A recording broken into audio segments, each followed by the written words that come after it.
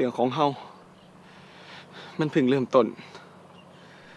ย่าพร้อมสิไปถึงจุดหมายน้ำอายบ่เรื่องของเฮามันมาฮอดตอนอวสานแล้วล่ะ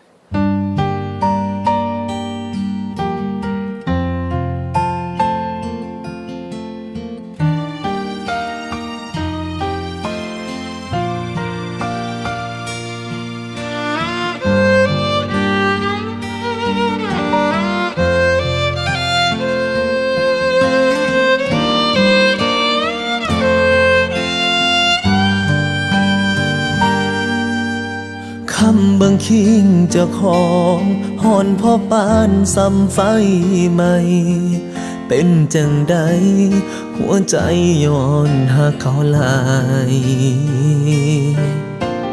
ขาดตะกอนเลือดเย็นน้องเผาคนเป็นทั้งที่ยังบ่ตายเจ้ามันใจร้ายมีคนไม่ทิ่มอายลงคอซ้ำถึงน้องเผาทั้งที่ยังบ่ตายทั้งที่อายยังมีลมหายใจหักที่เคยสดใสสลายด้วยมือน้อง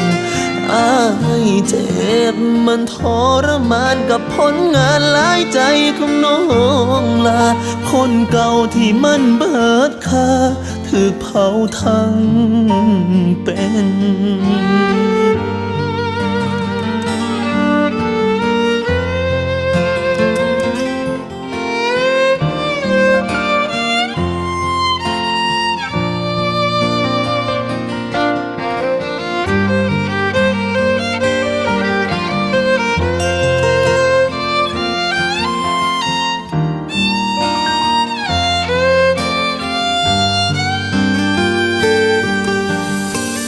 เบิ่งคิงเจ้าของหอนพ่อปานซ้ำไฟใหม่เป็นจังใดหัวใจย้อนหาเขาหลายขาดตะกอนเลือดเย็นน้องเผาคนเป็นทั้งที่ยังบ่ตายเจ้ามันใจร้ายมีคนไม่ทิ่มอายลงคอซ้ำถึงน้องเขาทั้งที่ยังบ่ตายทั้งที่อายยังมีลมหายใจหักที่เคยสดใสสลายในมือน้องมัน